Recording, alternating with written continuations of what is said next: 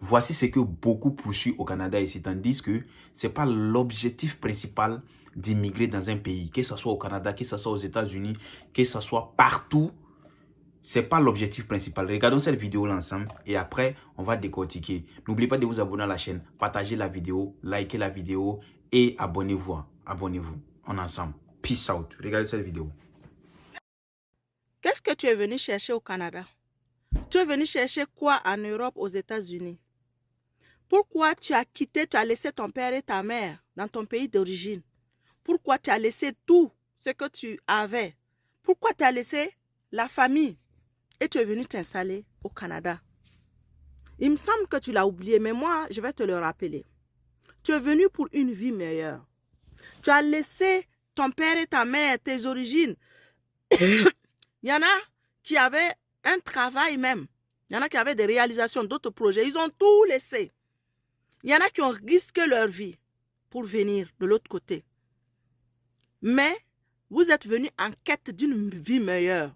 Si vous n'aviez pas de maison, si vous n'aviez pas de voiture, si vous ne mangez pas à votre faim, vous n'arrivez pas à vous soigner, vous êtes venus pour une vie meilleure, pour un bien-être meilleur, n'est-ce pas? Mais pourquoi alors tu es venu, tu te retrouves dans un circuit où tu n'as plus de sommeil, tu n'as plus de vie, à tel point que tu regrettes même d'être parti de là où tu viens. C'est-à-dire ta vie se résume à métro, dodo, dodo, métro. Non, métro, dodo, boulot. Voilà, les trois dodo là. Voilà, les trois oh là. Ça, ta vie se résume à ça. Ça veut dire que tu as perdu ton objectif de vie, ton objectif de vue. Français là même là. Mais prenez-moi comme ça seulement. Je vois beaucoup qui viennent, qui se retrouvent dans un système parce qu'on les a dit, tu vas avoir un gros salaire, tu vas avoir peut-être, je ne sais pas, $20 de l'heure. Et puis, ils s'assoient, ils font des calculs sur le $20 de l'heure. On les dit, tu vas avoir $3000 par mois. Ils s'assoient, ils calculent leur vie, leur objectif, leur projet. Ils bâtissent sur ça. Mais en réalité, on te parle du montant qui va être dessiné sur ton talon de paye. On te parle du montant qui sera écrit dans ton contrat de travail. Mais on ne te parle pas du montant qui rentre dans ta poche. C'est pour ça que quand tu arrives, tu te retrouves dans un système où tu tournes en rond. Tu cours tous les jours. Tu n'as pas de temps. Tu n'as pas de vie. Tu n'as rien. Tu n'as pas de liberté. Parce que tu ne peux même pas voyager comme tu veux. Et puis pourtant, tu n'as pas d'argent. Tu n'as rien non plus. Tous tes objectifs que tu t'es fixés, toute ta motivation, la raison pour laquelle que tu es venu, tu as laissé là-bas, tout là-bas. Tu as tout recommencé à zéro. Tu es venu là.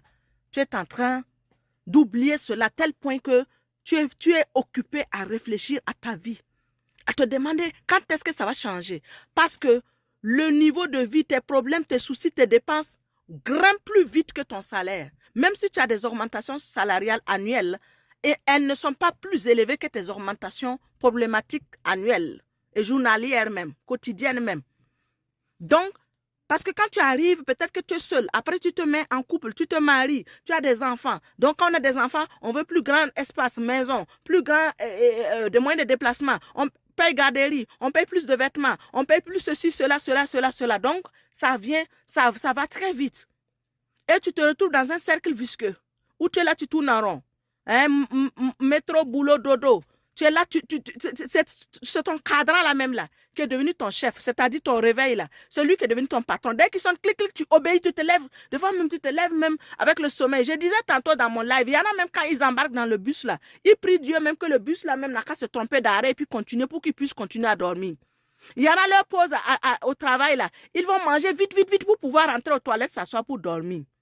Il y en a, leurs cheveux sont gris, mais c'est leurs petits-enfants qui les grondent, qui les ramènent à l'ordre. C'est-à-dire, dès que tu travailles, tu as fait une petite erreur là. Ceux qui te corrigent là même là, ce sont tes petits-enfants. Parce que la plupart des gens qui occupent même des grands postes là, ils ont l'âge de tes enfants ou de tes arrière-petits-enfants. Si j'exagère quoi. Mais c'est des petits-enfants qui vont venir te gronder comme ça pour venir te sermonner. Pourquoi?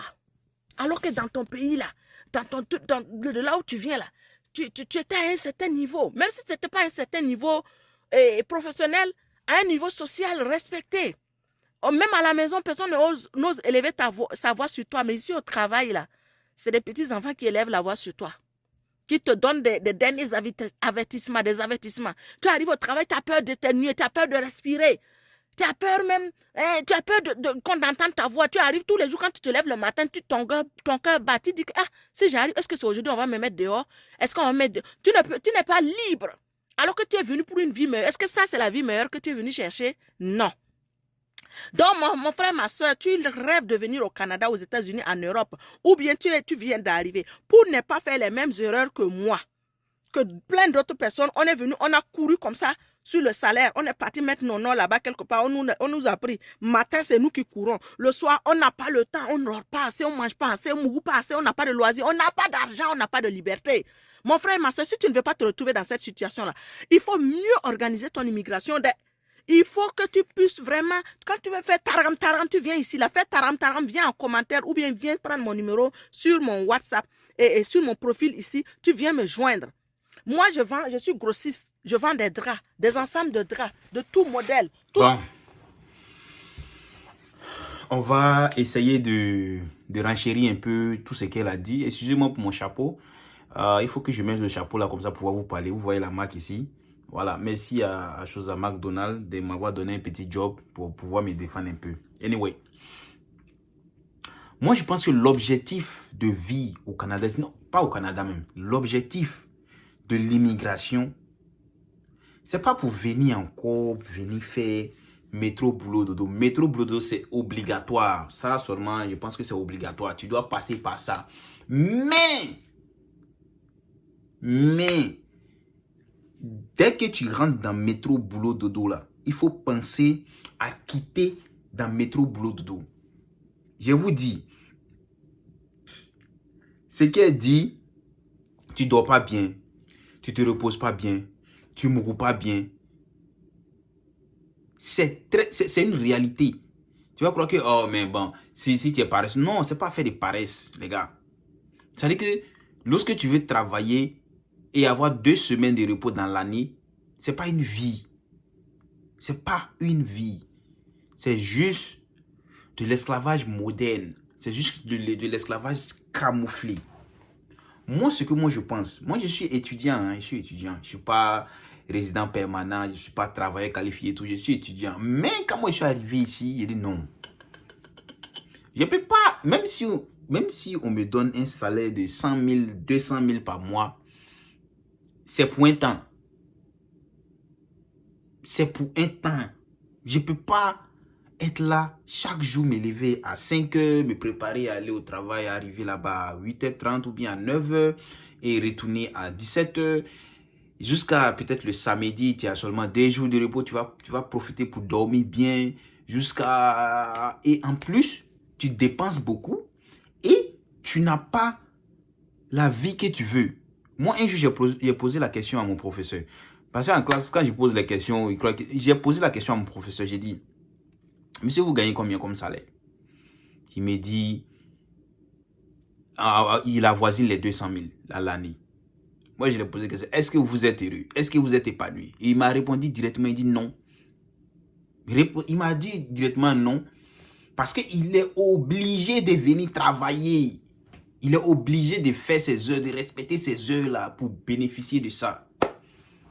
Tandis que, si tu commences à faire un commerce, si tu commences à faire des investissements, tu commences à faire un commerce où tu commences à être un peu entrepreneur, auto-entrepreneur, je vous jure que dans les 10 prochaines années, là, tu vas travailler pour les gens. Mais d'ici 10 ans, non. D'ici 10 ans, c'est pas toi encore qui va venir t'asseoir devant les gens pour dire non. Et puis, elle dit, lorsque tu viens, tu as cheveux blancs, et ton petit, comment on appelle ça, ton petit fils te commence. C'est vrai. Ici, les Canadiens commencent à travailler à partir de 14 ans. Donc, d'ici, il va avoir, je sais pas, d'ici, il va avoir 25 ans ou bien 30 ans. Il a beaucoup d'années d'expérience. Il a près de 15 ans d'expérience ou bien 16 ans d'expérience.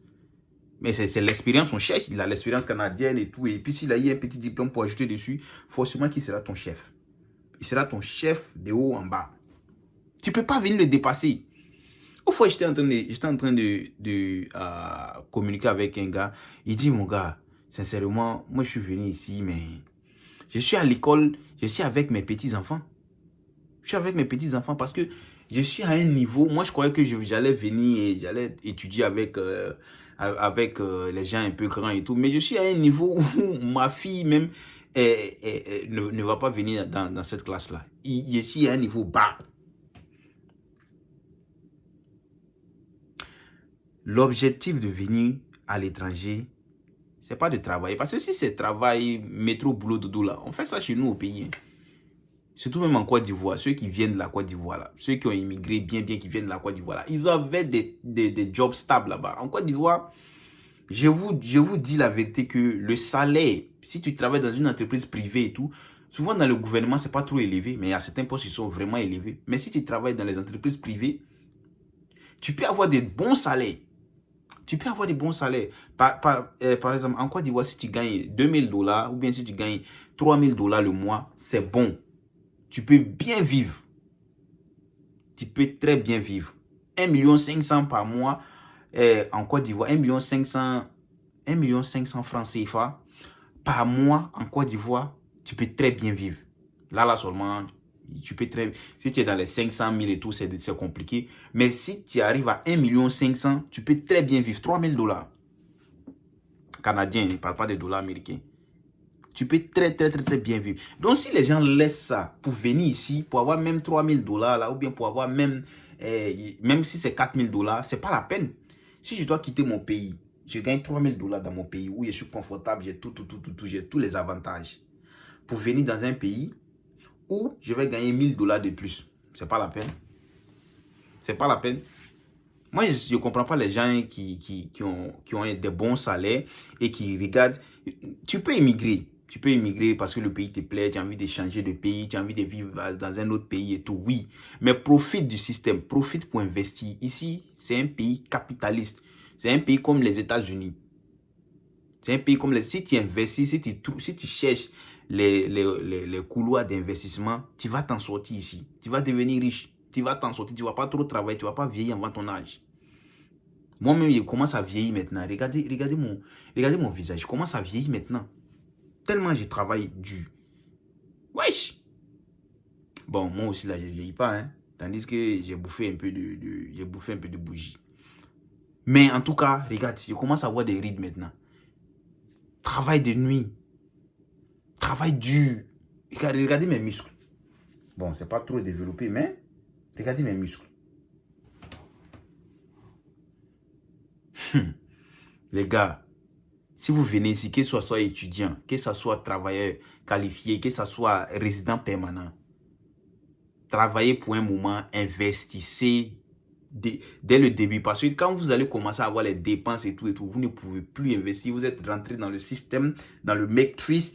Hein, et je parle anglais maintenant. Quand tu es rentré dans la matrice, c'est comme ça. Ça va comme ça. Tu vas acheter ta maison, tu vas acheter ta voiture, tu vas faire quoi. C'est fini comme ça. Tu es parti pour 30 ans.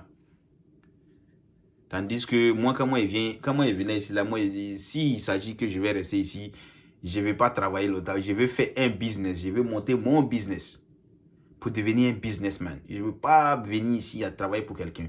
Quelqu'un va crier sur moi. Mais j'accepte. Quand je n'ai rien, j'accepte de travailler pour quelqu'un. Il faut crier sur moi, il n'y a pas de problème. Je suis respectueux comme ça. Je dis, oui, boss. Mais, une fois que j'ai l'ouverture, voilà que tu ne vas pas crier sur moi. Je vais tout faire pour être dans une situation où tu vas me parler avec respect. Tu ne vas pas crier sur moi. Réfléchissez 2 fois lorsque vous immigrez au Canada. À bon attendeur, salut. N'oubliez pas de vous abonner à la chaîne, partager la vidéo, liker la vidéo et on se dit à la prochaine vidéo. Peace out.